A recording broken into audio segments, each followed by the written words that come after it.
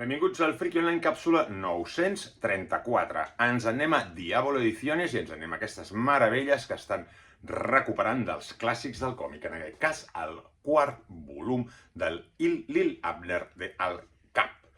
Tires diàries i planxes dominicales de 1941 a 1942. Ni més ni menys. Format gegant, format quasi de diari, que són quasi les planxes com sortien originalment, i a dins què hi tenim? D'entrada, un superpròleg de Bruce Kenwell, de l'expert Bruce Kenwell, un superpròleg on ens explica tots els ets i uts d'aquesta època de Lil Abner, aquesta sèrie dominical d'aquests pagesots americans, d'aquests rednecks. Doncs ens explica què va passar just en aquestes èpoques convulses en el món i que Lil Abner es va quedar una mica a part de tot plegat. Aquí tenim d'entrada les tires diàries, que són en blanc i negre, i un cop acabem les tires diàries,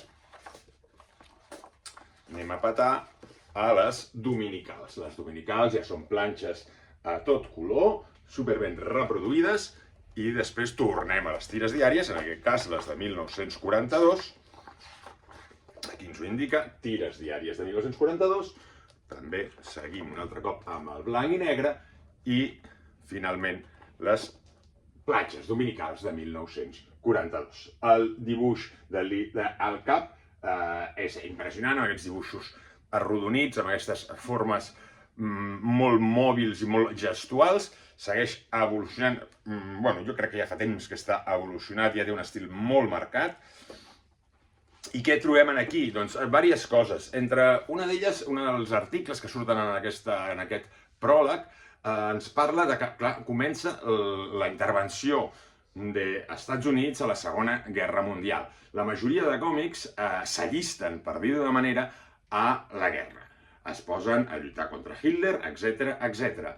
Al Cap segueix, amb Lil Abner i el seu poblet, segueixen a part de tot el món.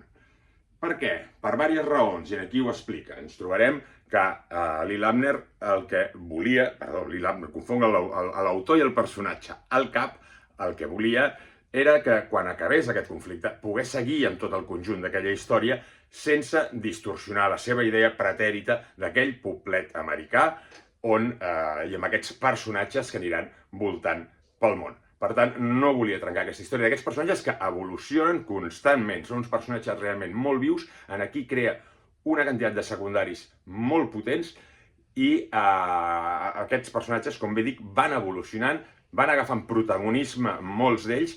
Aquí es veurà perfectament reflectit com va evolucionant tots aquests personatges. També trobarem una paròdia de Superman i una paròdia que li va portar molts problemes, que va ser una paròdia a Lo que el viento se llevó, la pel·lícula que en aquells moments havia sortit en el cine, i novel·la, etc.